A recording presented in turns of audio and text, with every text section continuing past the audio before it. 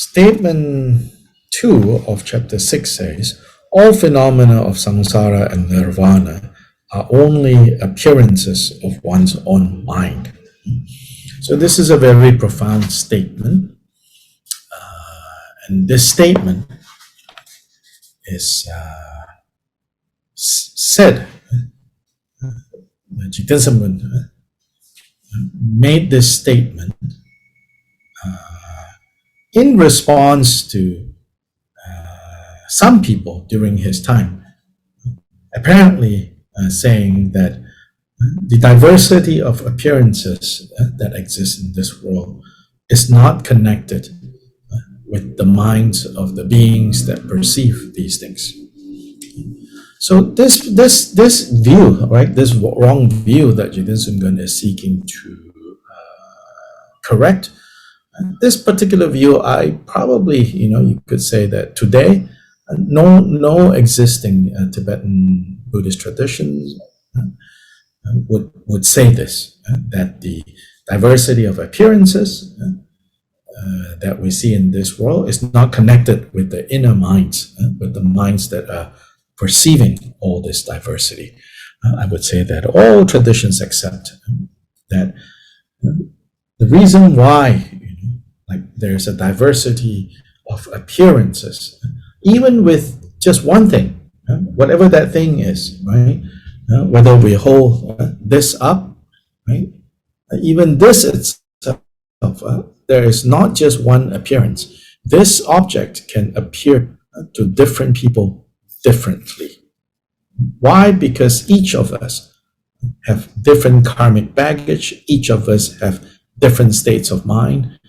Like even in this moment, there's a diversity of perceptions going on with regards to this, or with regards to this. There's a diversity of appearances occurring right now, and all of this, Jigten Sumgon says, is basically the result of one's own mind, one's own perception. So in this sense, this Vajra statement is universally, I would say, accepted by anyone who follows the Buddhist path. So here, Khenpo Kunpal says, moreover, to practice this Dharma, one must determine it through the view. So again, emphasizing the importance of view. Remember that, right? Chapter 6 are statements pertaining to the issue of view, practice or meditation or cultivation, and conduct. So this statement is although this statement is uncontroversial, right? Although this statement is universally accepted by all the different traditions of Tibetan Buddhism, nonetheless, this is a very important and profound statement because in order for us to effectively cultivate our minds, we need to know what are we cultivating. We are basically cultivating or habituating this understanding that everything that we encounter, everything that we experience in both samsara and nirvana are nothing but the result of the mind that perceives it.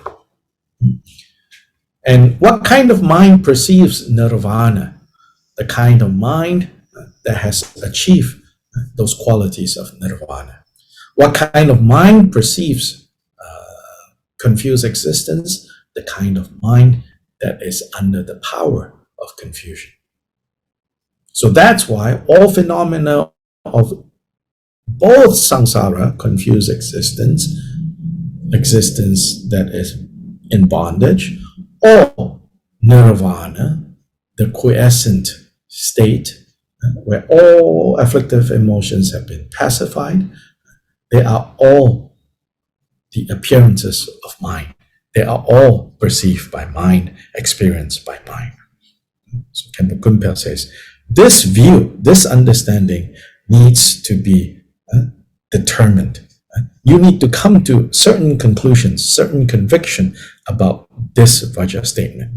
If you don't work on arriving at a resolution that you resolve, that you have determined, yes, indeed, all phenomena of samsara and nirvana, whether those that we like or those that we don't like or those that we are somewhat neutral towards, all of them is nothing other than what our minds perceive them to be. So then continuing, Khenpo Kunpal says, thus all phenomena of samsara and nirvana are only appearances of this and that due to the positive and negative habitual tendencies in one's own mind, like the appearances in a dream. So beyond mind, there isn't anything else that is actually occurring. Not even a particle exists outside. That means not even a particle exists independent of mind. Not as even a particle of dust exists outside. When we say outside, you should not think, like mind is necessarily inside, as in space-wise is inside. Sometimes we think, oh, it's inside my head. Or sometimes we think, oh, it's inside my heart. Inside and outside here doesn't mean it's not a spatial inside, outside, over here, over there. Yeah. Here, they are not outside, meaning all appearances, whatever that appears to us,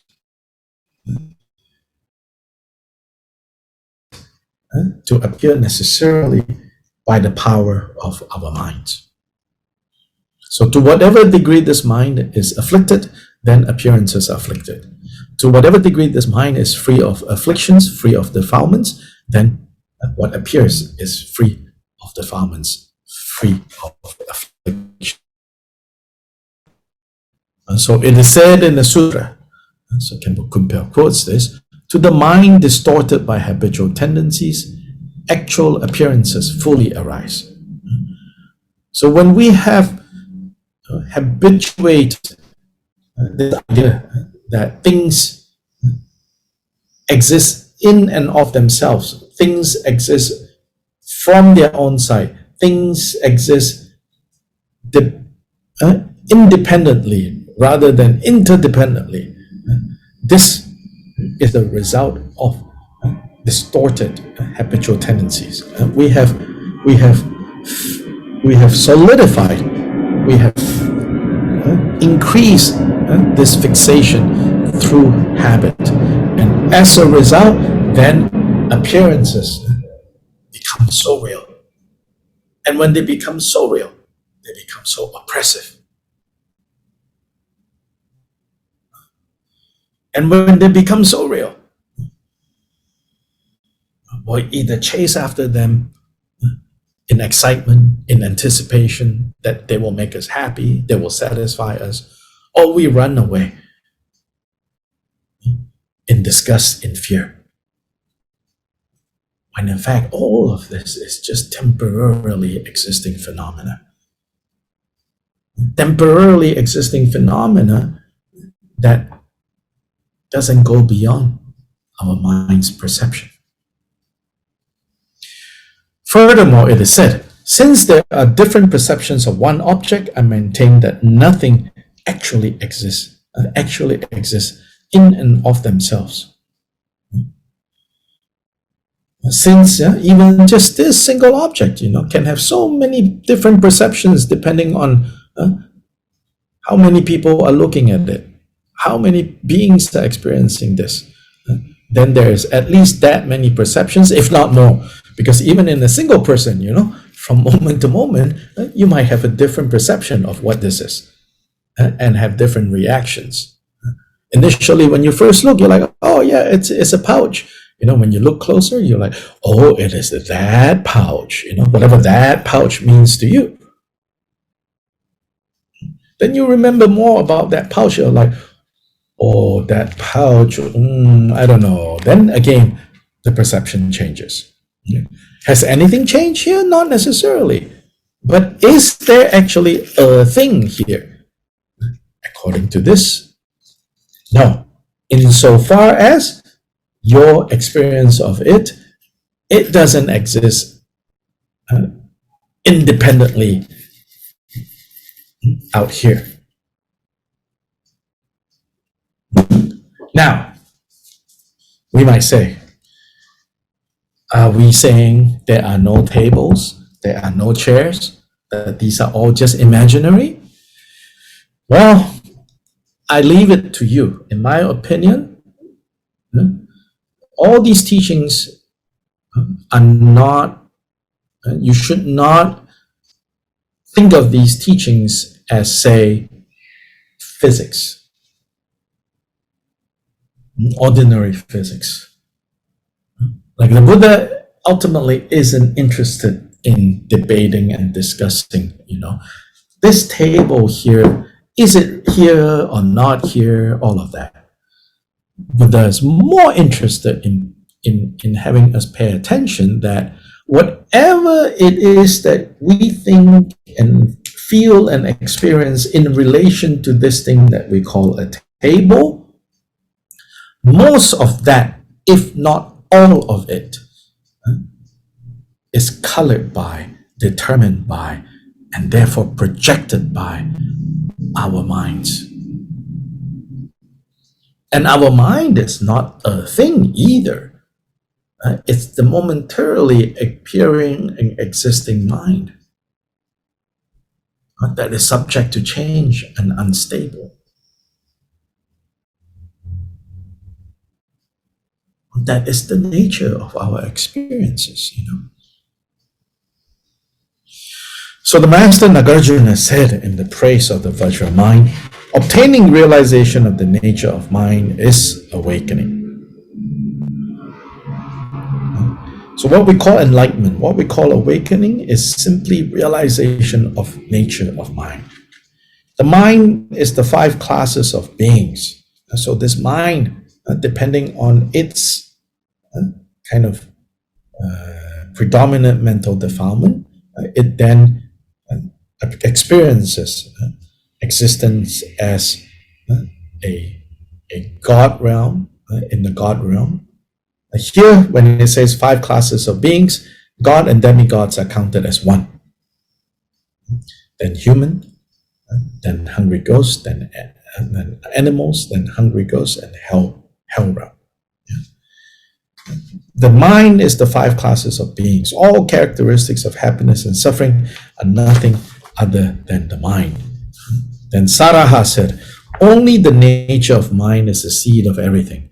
From it, existence and nirvana are projected. Existence here means confused existence. To the mind that bestows the desired results like a wish-fulfilling jewel, I pay homage.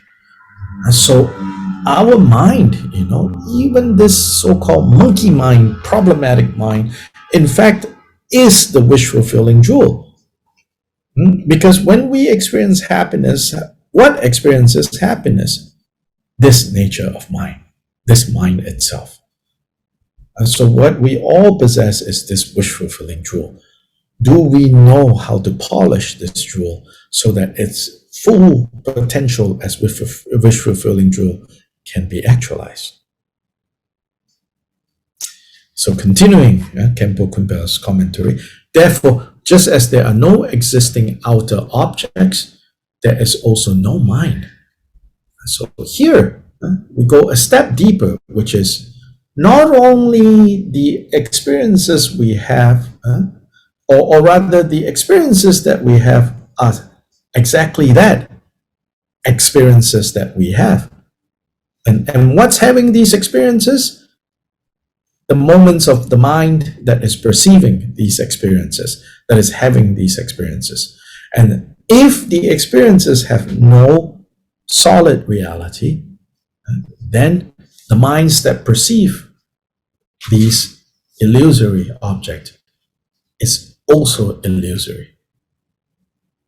You can say, well, how so? Well, there are philosophical ways of trying to argue and persuade you to believe that, but in the tradition of contemplation, we say you begin with trust and faith. So this is a little different from the types of Tibetan Buddhism that emphasizes analytical. But different doesn't mean contradictory. Yeah, different means that they can complement each other. So that when you're studying philosophy, then you analyze and you think, and then you try to follow all the arguments. Why, if the object being perceived is not solid, not real, necessarily entails the subject that is perceiving to also be like that. In the philosophical tradition, they do give arguments and reasonings to try to convince you that that is the case. So this kind of philosophical approach these days, all lineages of Tibetan Buddhism, among their scholars, among their Khenpos, among their geshe, they all learn how to reason along these lines. But there's also the practice lineage, which sometimes us Kyobpas will say, we are a practice lineage. Part of what it means when it says we are a practice lineage is we say, we don't need to do that analysis because we trust somehow, magically, maybe foolishly, some people will say, but we somehow, trust the words of the lineage masters that says, if what your mind perceives cannot be found to exist in and of itself, then the mind that does the perceiving also cannot exist in and of itself. That these two things, subject and object, are simultaneously appearing and producing each other. So that then, when one is without a core, then the other is also lacking a core. Then here the approach is to say, I trust that. But just saying I trust that is not enough. Just saying I trust that is just a way to then now, by way of habituating and contemplating, getting deeper and deeper into actually seeing how this is true through habituating, through letting this insight sink in deeper and deeper and deeper. And so this is, you could say, the style of the practice lineage. And again, you don't have to say, oh, I'm only going to do one and not do the other. I think here are a number of ways for us to get closer and closer to directly seeing the truth of this Vajra statement, which is that all phenomena of samsara and nirvana are only appearances. Appearances of what? Appearances of the perceiving mind. Appearing where? Appearing also in mind. So here, quoting Maitreya in one of the famous texts of Maitreya, in the Ornament of True Realization, it says, if there is no apprehended object, there is no one who apprehends it. So if the object has no ultimate existence to it, then the subject that perceives also doesn't have it. If one gains, Khenpo Kunpal continue, if one gains a genuine realization of this point, which is not merely a theoretical understanding of the words that is general and has fallen away from its essence, but instead, not just a theoretical understanding, but a direct understanding that arises from direct experience, then one will have trust in causes and results, and one will be free from grasping at the 8 worldly concerns, such as aversion towards enemies and attachment towards friends. Since one realizes the equality of self and others, one will cherish others more than oneself. Thereby, one will take on the responsibility of others' benefit, and with that, one will gain power over appearances and mind. Thus, one will be skillful in means, whereby it is certain that one will effortlessly naturally achieve the result of mastering bodhisattva conduct.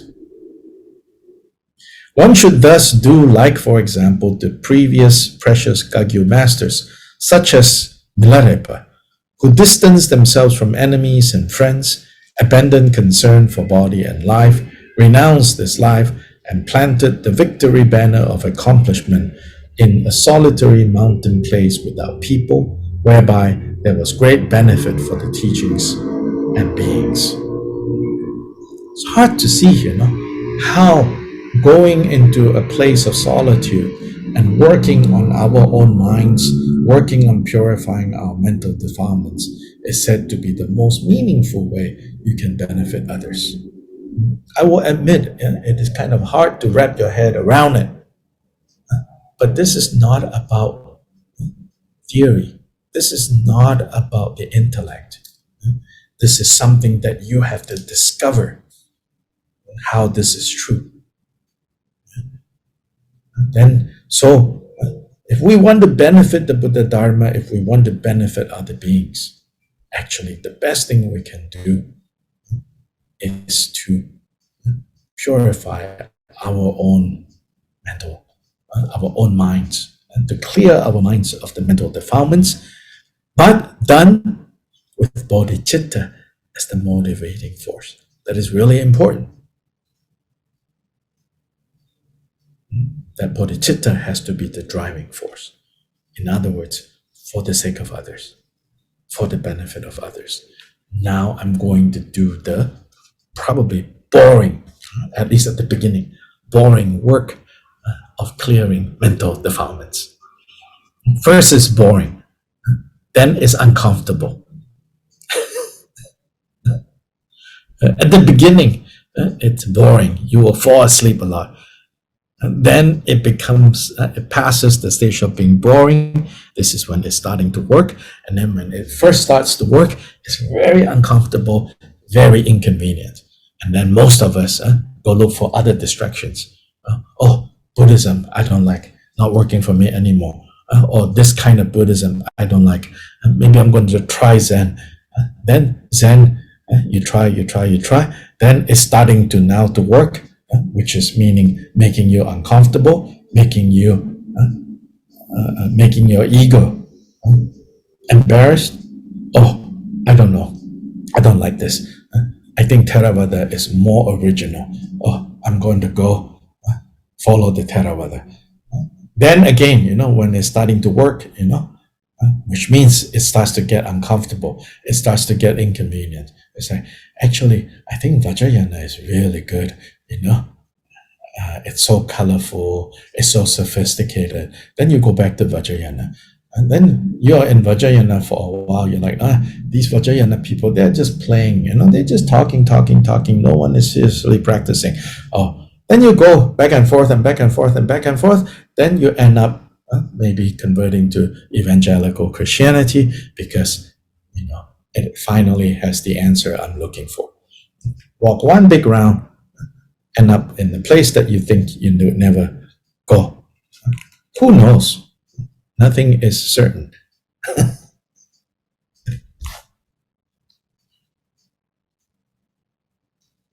Now, here it says,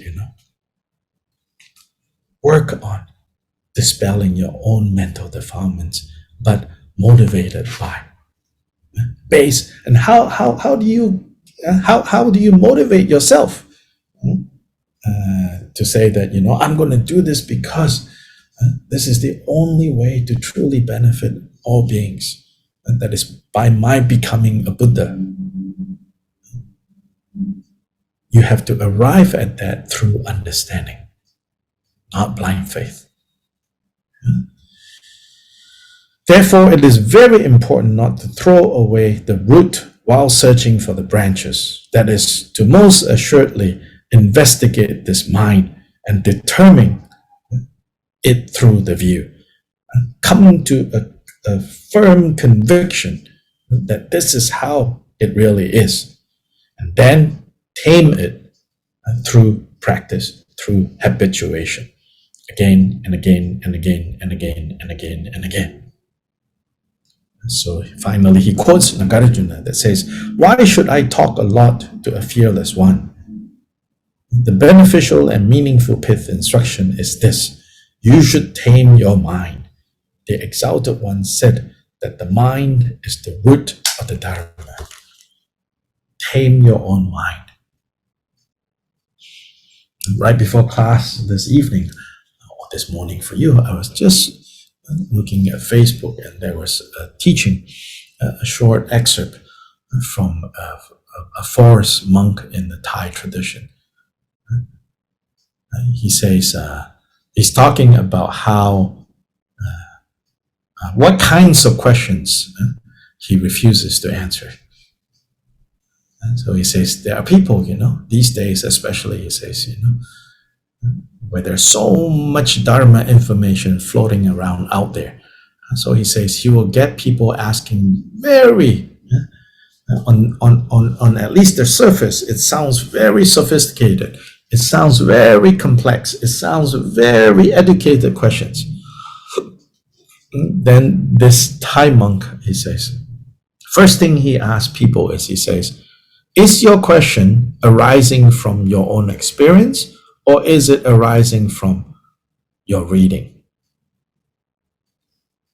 He says, if it arises from the reading, he says, I'm not interested in answering. Because he says, no matter how much I tell you, because it's just arising from you having read this book or that book, he says, no matter how much I tell you, you're not going to believe what I say. You're going to insist, the book says this, the book says that. Then he says, when I say I'm not going to answer your question if it arises from you reading books, including even, he says, you reading the words of the Buddha, the Sutta, but you have not experienced those words yourself, He says, there's no point in me answering your question. He said, you might as well just look it up, go tuck, tuck, tuck, tuck, tuck. Learn how to look it up and get the answer that you're looking for. But he says, those answers that you can do a search and find, they don't mean anything. That's just information. But the kinds of questions and the kind of answers, the kinds of questions that you ask as a result of your own experience, and the kind of answers that can come to you from someone who have more experience than you, those are the kinds of questions and answers that will free us if we have enough experience to be asking those types of questions. But anyway, don't worry, we are reading books, so if you have questions, you can ask questions. But nonetheless, that point, when you come right down to it, doesn't matter if the Buddha says it. Doesn't matter if Kyobpa Jigten Sumgon said it. If you have not yet experienced what is being said, then you can argue and debate and read this and read that and read more of this and read more of that. It will still not make a difference. Conversely, some of us have very strong positive karmic background. That this is not the first time we have heard these teachings. So that now, just hearing the teachings can give rise already to experience. So it's not the case that you have to sit in the cave.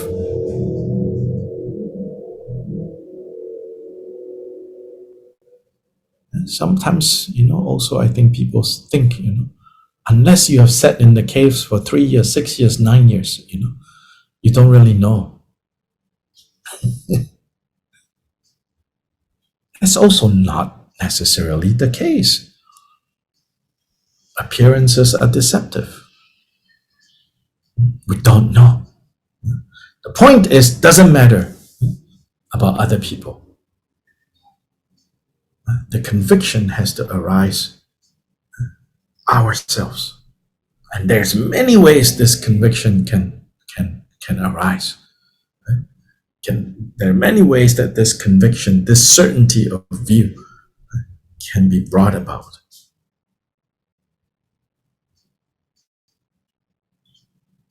So we should learn, we should work on seeing how we can have these realizations manifest out of the experiences that we have. So this is 6.2. So today we're going to stop here. So actually tomorrow we are not going to have class. So your Friday morning we will not have class. Next Monday I think we will have class. So stay tuned. Next Monday I think we'll have class. But I will keep everyone informed. So anyway, you all have a good weekend. And again, a reminder is Sakadawa season. And all virtues accumulated during this time can be multiplied when we bring to mind the great deeds of Buddha Shakyamuni during this month. And through that interdependence, after all, is determined by mind. So if our mind remembers, is mindful of the great deeds of Buddha Shakyamuni during this month, and then based on what Buddha Shakyamuni did in this month, then a particular special interdependence is what we're tapping into. Then on the basis of that, we could accumulate this merit and truly dedicate this merit to the attainment of freedom from suffering of all beings, of complete freedom of all beings.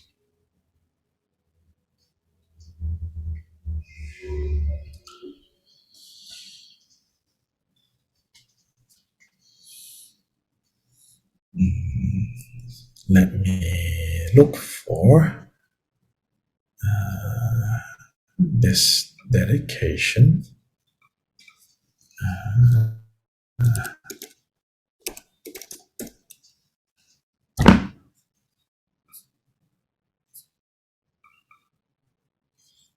Share again. This is here it is.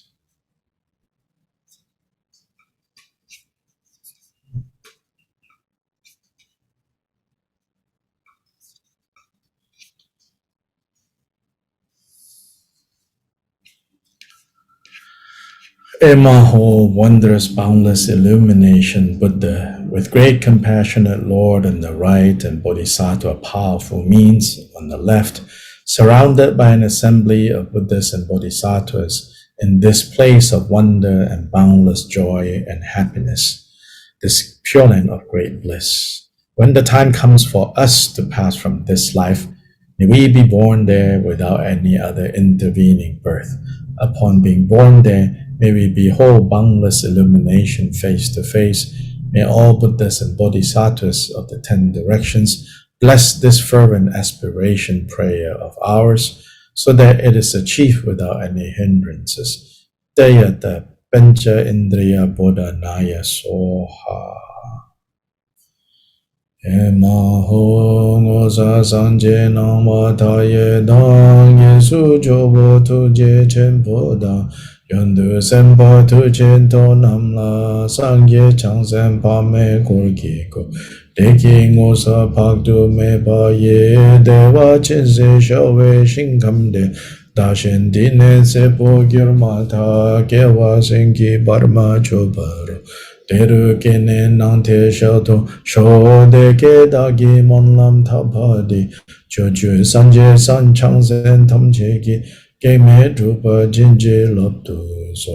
Teya da benzandriya awa bodhanaya soham. Changchu Semchu Rinpoche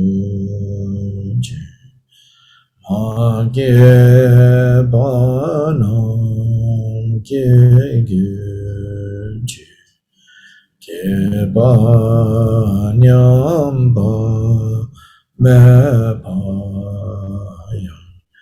Gone Gonu the word show.